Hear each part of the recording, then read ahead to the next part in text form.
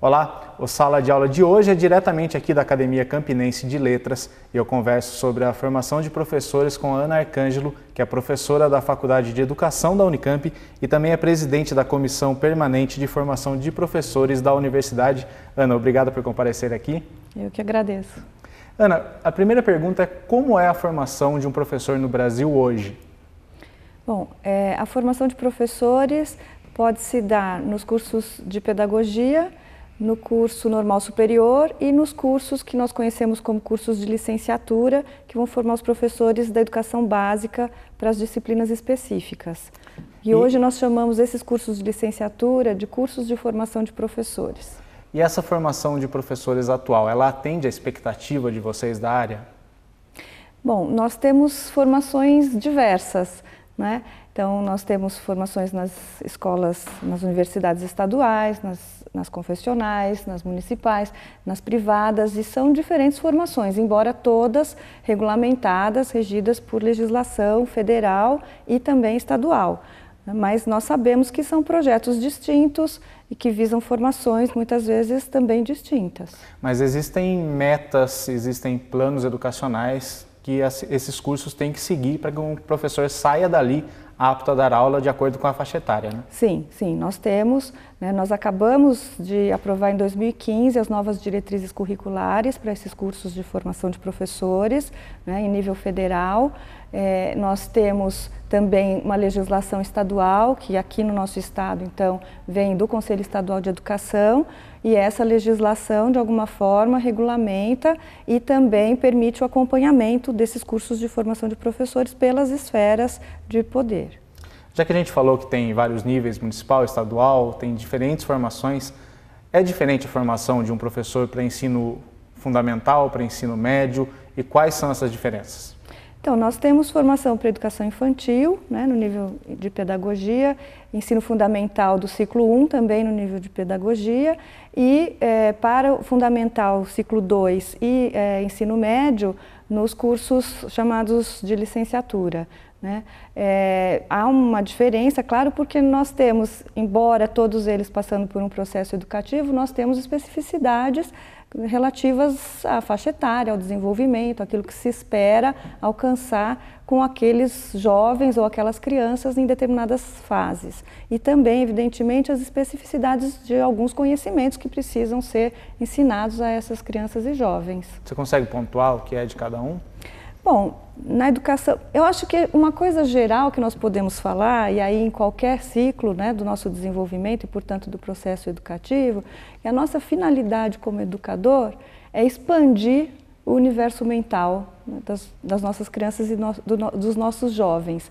E isso significa, em cada etapa da vida, claro, algo diferente. Então, numa fase inicial, nós temos ainda, por exemplo, uma necessidade de um vínculo afetivo muito mais próximo entre o educador e a criança, o educando, né? As atividades que são importantes, mas elas vão se dar muito mais em função daquele vínculo que a criança estabelece com o adulto, e aí sim o interesse pela atividade, não exatamente propriamente pela atividade. Então o educador precisa estar muito preparado para esse vínculo, né? Conforme a criança vai crescendo, ela vai desenvolvendo um interesse mais particular pela atividade em si, e aí o professor pode ir progressivamente saindo de cena nesse sentido de uma proximidade muito afetiva, né? E passando o que a gente pode chamar do colo físico para um colo mais simbólico, né? Que ele vai funcionar como uma pessoa que estimula a pensar, estimula a conhecer, né? Estimula o relacionamento entre os pares, entre as crianças, os jovens e os adultos, mas aí como mais um mediador para esse conhecimento que está sendo transmitido e não mais como aquela figura que centraliza, né, a relação para que a criança aprenda. E Ana, tem também um perfil ideal para ser professor de cada faixa etária? Eu acho que existe um perfil mais apropriado de pessoa para o atendimento das necessidades de crianças menores e de crianças maiores e jovens, mas isso também se desenvolve na formação, né? Eu não acho que seja um perfil dado a priori, que o aluno do curso de formação de professores precisa saber exatamente se ele está apto, né, ou se ele tem uma preferência ou um perfil estabelecido já para uma coisa ou para outra. Isso vai se desenvolvendo no processo de formação. Claro que nos cursos de pedagogia, né, estarão aqueles interessados em educação infantil e ciclo 1, mas se esse aluno do curso de formação vai se tornar um profissional para a educação infantil ou para o ciclo 1, acho que pode ser uma definição do processo, que se dá no processo de formação também. Ou seja, na universidade mesmo que ele vai entender para que lado ele vai seguir. Sim. Agora, aquele que opta por curso de licenciatura nas disciplinas específicas, sabe que vai, né, optar por atender alunos de ciclo 2 do fundamental, portanto já crianças maiores, e os adolescentes do ensino médio. Tá, já. Então, Ana, a gente volta daqui a pouco. O tema de hoje aqui do Sala de Aula é a formação de professores.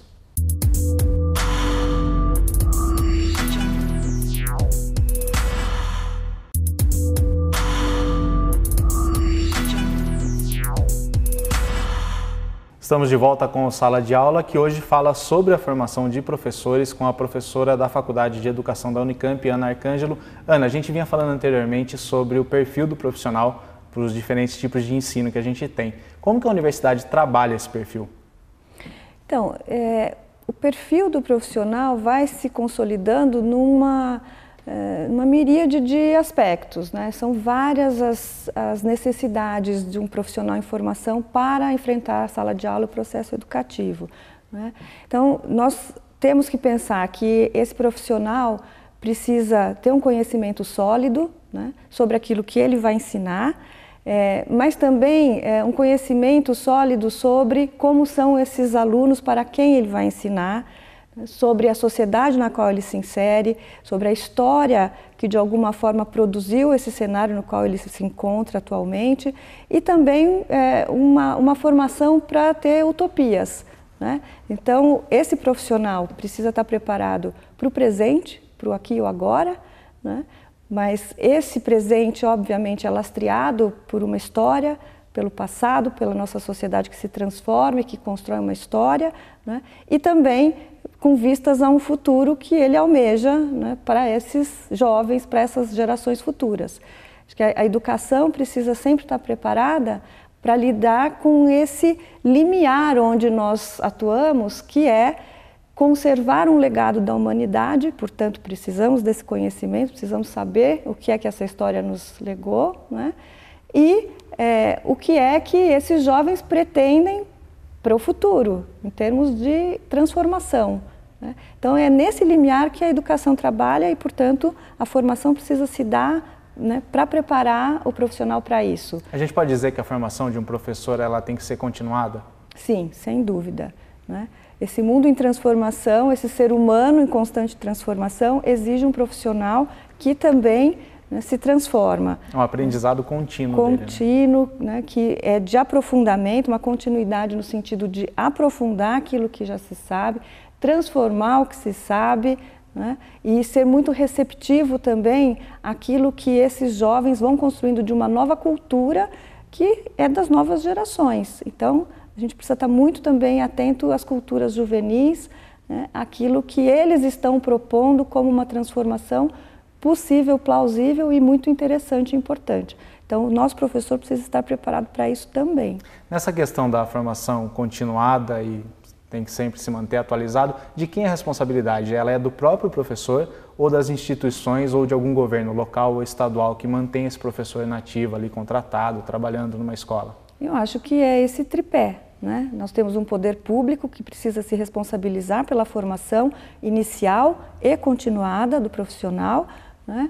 A universidade também, né? Não só fazendo a formação inicial, mas se engajando numa formação contínua, né? E também numa interlocução bastante grande, profunda e profícua com a rede de ensino, né? E, evidentemente, o professor, que precisa ter o interesse também de buscar sempre, buscar constantemente e cumprir com a sua tarefa, que, ao fim e ao cabo, também é se renovar permanentemente. A gente pegando essa questão de uma formação continuada e também da formação inicial, dá para a gente falar que atualmente tem algum desafio na formação do professor que tem que ser superado? Nós temos muitos, né? Eu acho que um deles é da atratividade da carreira, né? Nós temos uma carreira hoje financeiramente muito pouco atrativa, do ponto de vista social muito pouco atrativa. Infelizmente, nós ouvimos hoje em todos os lugares, né, os meus alunos, por exemplo, que estão em formação, né, para se tornarem professores, escutam em vários lugares que você escolheu ser professor, ainda dá tempo de desistir, né, o que é uma pena. Então, nós não temos atratividade financeira, os salários dos professores são muito aquém do que deveriam ser, né? Nós não temos essa atratividade social. Hoje em dia não é um orgulho ser professor, como foi, tem mais o status, como né? foi, né, no passado. E nós temos uma realidade profundamente complexa, difícil, né, e que faz também da atividade uma atividade bastante dispendiosa em termos de envolvimento e de investimento pessoal. Portanto, nós já temos aí, né, uma questão para essa formação. Nós temos desafios brutais também em termos de formação, né? Essa mudança social, essa juventude que está chegando, está demandando coisas diferentes e a nossa formação está tentando acompanhar, mas precisa ainda se transformar também para dar conta disso, né, desses desafios. É uma educação que também precisa se voltar mais para a inclusão, embora nós já tenhamos dado grandes passos na direção da inclusão, mas ainda temos muito a fazer para ter uma formação que seja inclusiva e que forme um profissional capaz de incluir seus alunos, seja uma inclusão social, seja inclusão de portadores de deficiência, né? Enfim, essa ainda é uma questão para nós, como é que a rede de ensino se organiza para ser inclusiva e como é que a nossa formação também oferece ferramentas para esse futuro profissional, né? Fazer um trabalho inclusivo. E nós temos desafios que eu acho que também são das políticas públicas. Nós estamos num momento bastante conturbado de muitas mudanças, né, algumas retrocedendo algumas conquistas históricas, né? Nós estamos num momento, portanto, também que a formação está colocada na berlinda, porque nós temos políticas que vão exigir uma formação diferente, né? E isso positiva ou negativamente em alguns casos. E as universidades, elas já trabalham esses temas, essas dificuldades dentro delas, ou vocês, tendo um grupo de estudo, uma comissão permanente ali dentro da Unicamp, que observa, analisa e trabalha essa questão, vocês veem que as universidades não conseguem trabalhar ainda esse assunto dentro da sala de aula? Então, nós temos enfrentado vários desses desafios, né? Então, por exemplo, lá no nosso curso, nós discutimos permanentemente nessa comissão que congrega os coordenadores de todos os cursos de formação de professores da Unicamp, nós temos discutido várias das questões que estão aí afetando o processo educativo, né? Então, nós temos iniciativas de projetos de lei que nós precisamos debater, né? Nós temos aí Escola Sem Partido, nós temos políticas públicas, né, como reforma do ensino médio, que tem também impactado diretamente no processo de formação. Nós temos a Base Nacional Comum Curricular, que vem sendo elaborada, né, e tudo isso, evidentemente, tem que ser discutido nesse fórum, discutido entre os docentes, porque essas iniciativas vão impactar a formação. E nós precisamos fazer essa reflexão. Eu espero, né, que nós possamos estar falando de um cenário nacional, de que todos os responsáveis pelos cursos de formação de professores estejam fazendo também essas reflexões, né, e, inclusive, se posicionando criticamente em relação a elas, né? Embora eu só possa falar nesse momento sobre o que está se passando na minha universidade e também com os meus colegas das outras paulistas, estaduais paulistas. Tá, Joana, a gente volta daqui a pouco e o tema de hoje aqui no Sala de Aula é a formação de professores.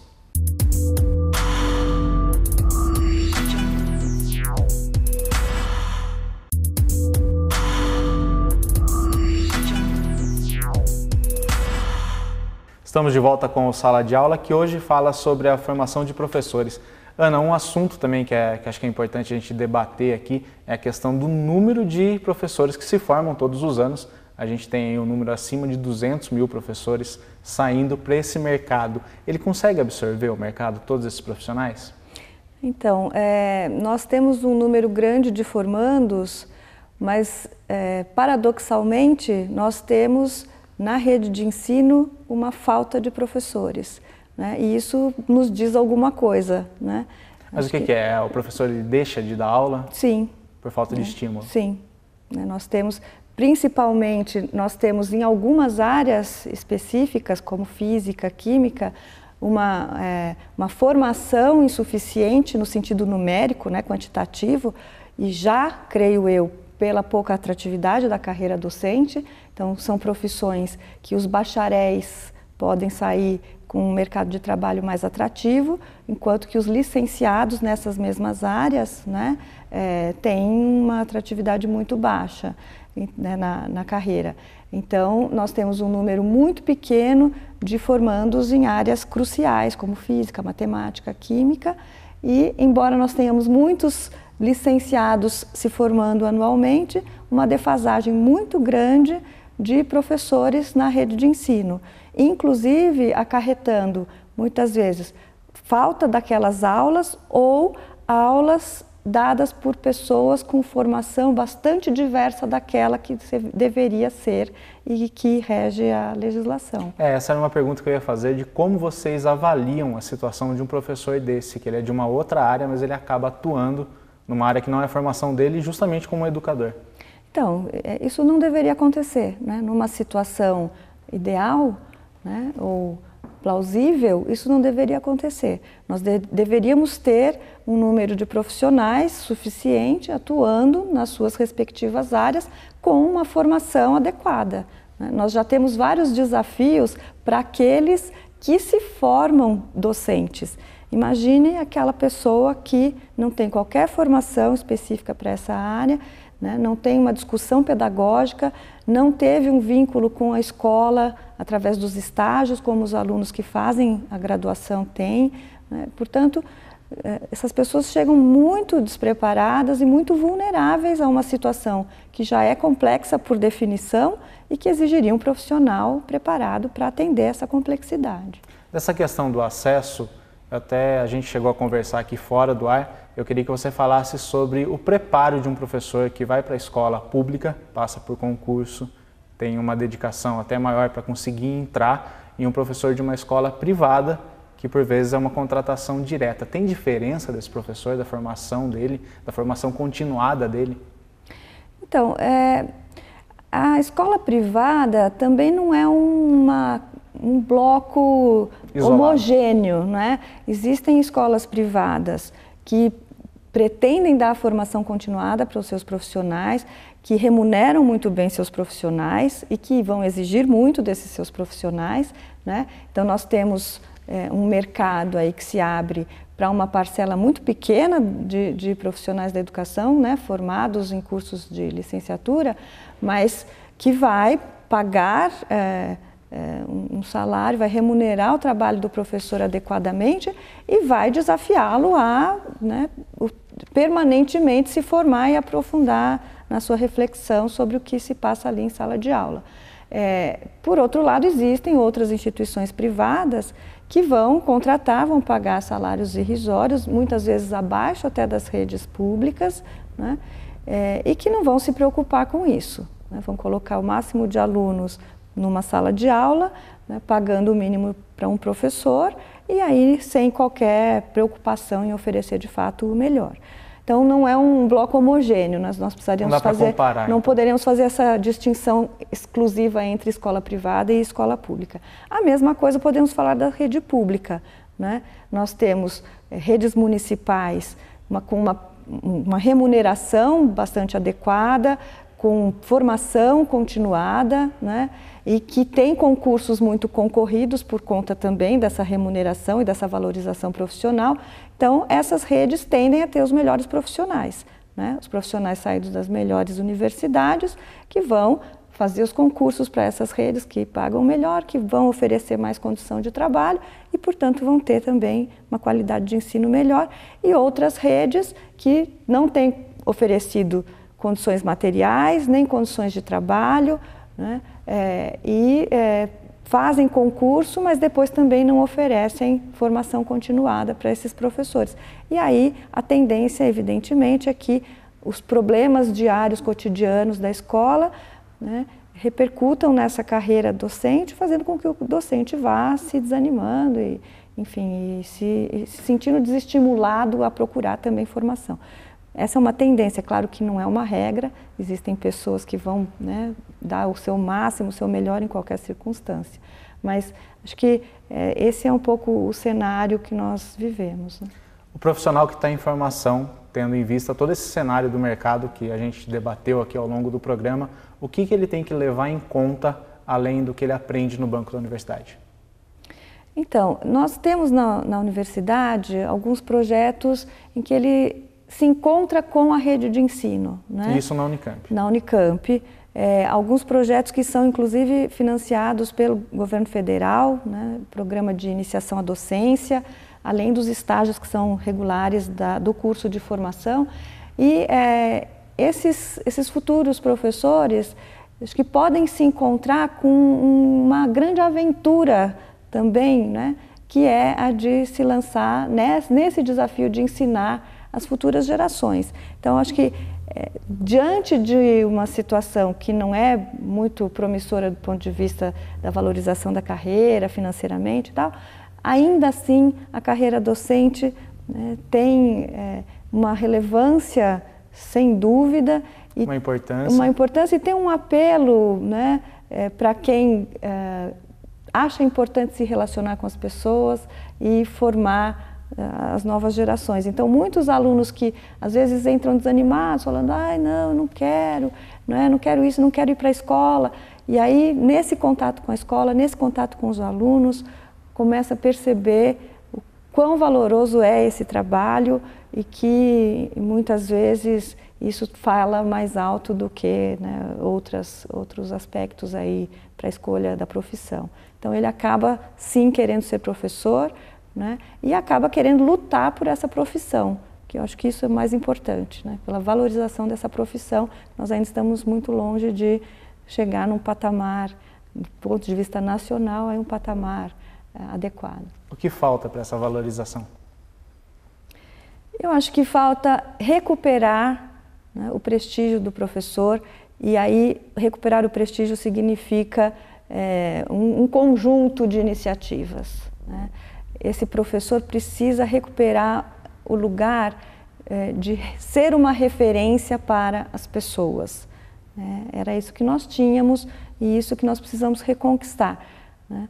É assim que o professor também consegue estabelecer uma relação com o seu aluno, em que o aluno perceba que aquele diálogo que vai se estabelecer com essa pessoa é um diálogo proveitoso, né, e que pode fazer uma diferença na sua vida. Mas tem um caminho para o professor encontrar isso? Nós temos boa formação, né, são vários os caminhos que precisam confluir. Uma boa formação, uma valorização profissional, e essa valorização passa por uma recuperação de prestígio, mas uma recuperação também da remuneração, evidentemente, né? E também essa percepção de que esse sujeito pode se transformar permanentemente porque ele vai ter o respaldo das agências de formação profissional. Então, seja a universidade, seja o poder público, né, que precisam se engajar verdadeiramente no financiamento dessa educação. Tá, joia, Ana. Muito obrigado pela presença. Eu que agradeço. Obrigada. Obrigado. Esse foi o Sala de Aula, que hoje falou sobre a formação de professores. A gente se vê numa próxima.